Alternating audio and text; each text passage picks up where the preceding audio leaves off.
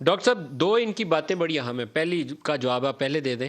उन्होंने कहा कोई मैदान जंग थोड़ा है कि मरियम ने इतने लोगों को कॉल दी हुई है, जाएं और नैब में पेशी करें। बताइए।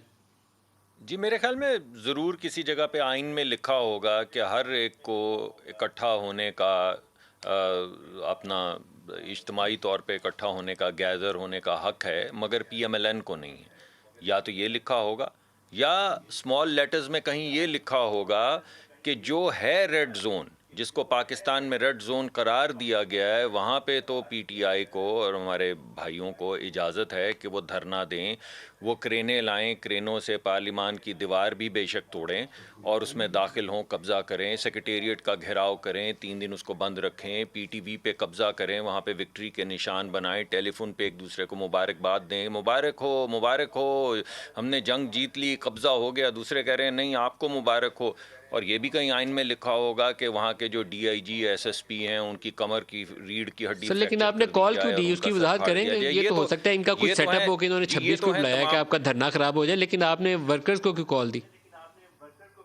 जी देखिए, ये तो बल्कि इनका अब तो आईनी हक पीडीएम है। की तो कॉल आप बन मुझे चुकी है, ये वर्कर्स भी नहीं रह बताइए, गए। मौलाना ज़रूर फजल कोई रहमान भी हैं, पीपल्स मलिक साहब पार्टी का भी नुमाइंदा वक्त होगा, अब तो सारी मलिक साहब पीडीएम। मलिक साहब कोई आइन के अंदर कहीं तो लिखा होगा ना कि हमें इकट्ठा होने का हक नहीं है।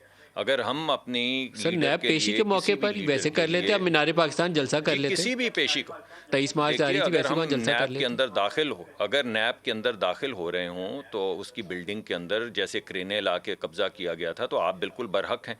लेकिन अगर हम अपने सर, वो तो आपको हमारे करने लोग नहीं देंगे। मौका सॉलिडेरिटी में मिले तो वहाँ आप पे कोशिश जाना करनी चाहते चाहिए हैं, आपको, लेकिन वो आपको जाने नहीं देंगे डॉक्टर साहब।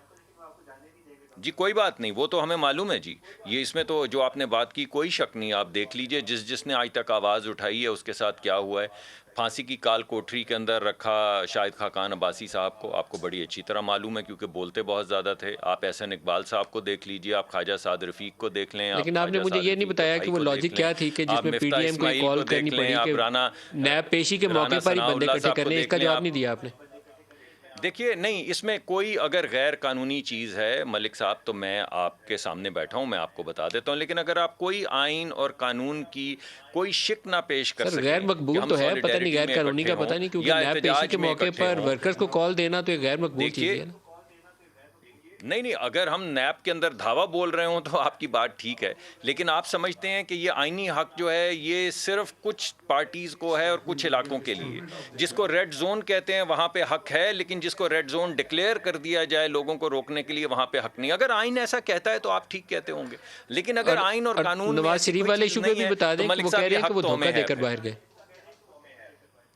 जी देखिए, उसके लिए बात बड़ी क्लियर है कि एक तो मेरे भाई ने दो बातें की हैं। एक तो उन्होंने कहा कि नैब किसी के ज़ेरे असर नहीं है।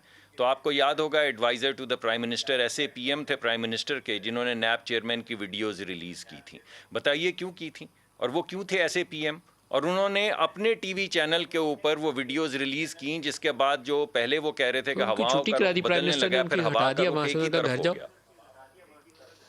जी, वीडियो की रिलीज़ के बाद साहब कि मेरे कत्ल के बाद उसने जफा से तौबा, और उसके बाद फिर नैब का बिहेवियर देखिए। चले इसको छोड़ दें। आप सुप्रीम कोर्ट ने जो फैसला किया ख्वाजा साद रफ़ीक साहब के केस में, जो उन्होंने कहा कि नैब को हतमी तौर पे कहा कि पॉलिटिकल इंजीनियरिंग के लिए इस्तेमाल किया जा रहा है, तो ये तो हम नहीं कह रहे ना, ये तो बात कह रही है सुप्रीम कोर्ट ऑफ पाकिस्तान।